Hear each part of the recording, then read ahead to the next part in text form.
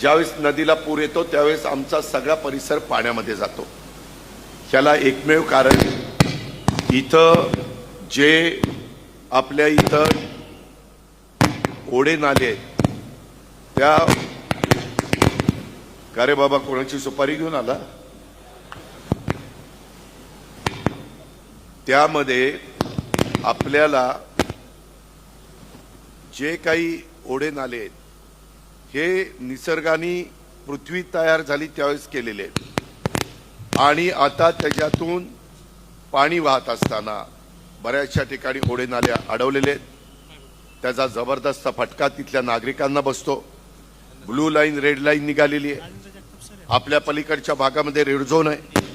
ह्या ज्या काही समस्या आहेत मी माझ्या 25 वर्षाच्या कारकिर्दीमध्ये अशा कुठल्याही गोष्टी घडवून दिलेल्या नव्हत्या ज्याच्यातनं माझ्या सांगवीकरांना नवी सांगवीकरांना मदत होईल, फायदा होईल, नव्या पिढीला